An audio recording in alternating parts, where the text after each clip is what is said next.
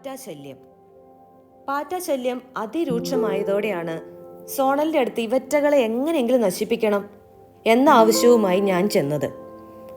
അതിനെന്താ, ഗോപാൽ ബായിയെ വിളിക്കാം എന്നതായിരുന്നു കിട്ടിയ മറുപടി. ആരാണ് ഈ ഗോപാൽ ബായി? ഞാൻ അങ്ങനെ ഒരാളെ ഇതുവരെ പരിചയപ്പെട്ടിട്ടില്ല. ഞങ്ങൾ നാട്ടിലായിരുന്ന സമയത്ത് ഇതേ ആവശ്യവുമായി മാനേജ്മെന്റിനെ സമീപിച്ചപ്പോൾ അവർ അയച്ച ആളാണ് മിസ്റ്റർ ഗോപാൽ എന്ന ഈ ഗോപാൽ ബായി.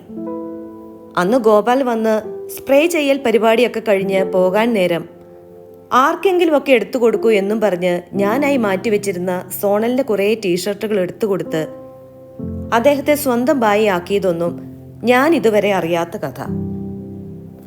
അപ്പോൾ തന്നെ സോണൽ അദ്ദേഹത്തെ വിളിച്ചു ഹിന്ദിയിൽ എന്തൊക്കെയോ സംസാരിച്ചു. പിറ്റേന്ന് വൈകിട്ട് 3 മണിക്ക് എത്തും എന്ന് പറഞ്ഞ ഉറപ്പിൽ ഫോൺ കട്ട് ചെയ്തു.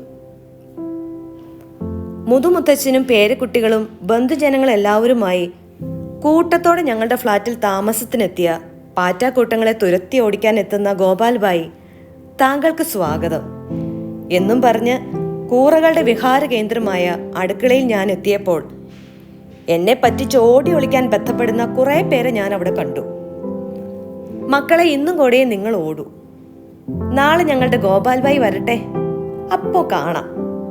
അതുവരെ നിങ്ങൾ ഇവിടെ ഓടിക്കളിക്ക്. പിറ്റേന്ന് ഒരു ഉച്ചയായപ്പോൾ തുടങ്ങി അടുക്കളയിലെ സാധനങ്ങൾ ഹോളിലേക്ക് മാറ്റാൻ. എത്ര എടുത്താലും തീരാത്തത്ര സാധനങ്ങൾ, പാത്രങ്ങൾ എല്ലാം കൂടി എടുത്തു മാറ്റി വശം കിട്ടും. എങ്കിലും ഒരു നല്ല കാര്യത്തിനാണല്ലോ എന്നോർത്തപ്പോൾ വന്ന മടുപ്പിനെയൊക്കെ ആട്ടിപ്പായിച്ച് അടുക്കള വേഗം കാലിയാക്കി. സ്പോർട്സിൽ വളരെയേറെ മുൻപിൽ നിൽക്കുന്ന ഒരു ഗ്രൂപ്പാണ് ഇത്തവണ ഞങ്ങളുടെ ഫ്ളാറ്റിൽ എത്തപ്പെട്ടിരിക്കുന്നത് എന്ന് തോന്നുന്നു. കൊച്ചു പിച്ചടക്കം എല്ലാത്തിനും ഹൈ ജമ്പും ലോങ് ജമ്പും ഒക്കെ നല്ല വശമാണ്.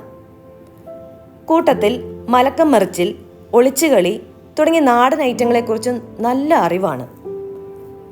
അങ്ങനെ ഏതാണ്ട് ഒരു 3 മണിയായപ്പോൾ മുതുകിലൊരു കുറ്റിയും കയ്യിൽ സ്പ്രേ ചെയ്യുന്ന ഒരു പമ്പുമായി ഗോപാൽ ബായി എത്തിച്ചേർന്നു. ഇനി ഒരു 4 മാസത്തേക്ക് ഒരൊറ്റ പാറ്റ പോലും ഇവിടെ ഉണ്ടാവില്ല, ഗോപാൽ ബായി ഉറപ്പ് പറഞ്ഞു. മരുന്നടിച്ചു കഴിഞ്ഞാൽ 4 മണിക്കൂർ നേരത്തേക്ക് ആരും ഫ്ളാറ്റിൽ ഉണ്ടാവരുത് എന്ന താക്കീതിൽ വെറുതെ സമയം കളയാൻ അടുത്തുള്ള ഷോപ്പിംഗ് മോളിൽ പോകാൻ ഞങ്ങളും തയ്യാറായി. ആ വഴിക്ക് കുറെ പൈസയും കളഞ്ഞ് രാത്രി വീട്ടിലെത്തി. അടുക്കളയെല്ലാം അടിച്ചു കഴുകി വൃത്തിയാക്കി സമാധാനത്തോടെ ഉറങ്ങാൻ കിടന്നു. പിറ്റേന്ന് രാവിലെ 5:30 അലാറം കേട്ട് എഴുന്നേറ്റ് ബാത്റൂമിൽ കയറിയ ഞാൻ കണ്ട കാഴ്ച ഞെട്ടിക്കുന്നതായിരുന്നു.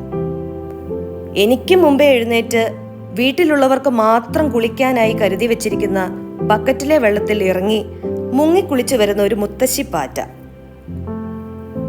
അടുക്കളയിലേക്ക് പോകാനുള്ള തയ്യാറെടുപ്പിലാണെന്ന് തോന്നുന്നു. മിസ്റ്റർ ഗോപാൽ ബായി, താങ്കൾക്ക് ഈ പേരിട്ടത് ആരാണ്? നിങ്ങൾ ഗോപാലകൻ മാത്രമല്ല, വേറെ പല ജീവികളുടെയും പാലകൻ കൂടിയാണെന്നറിയാൻ ഞങ്ങൾ വൈകിപ്പോയി.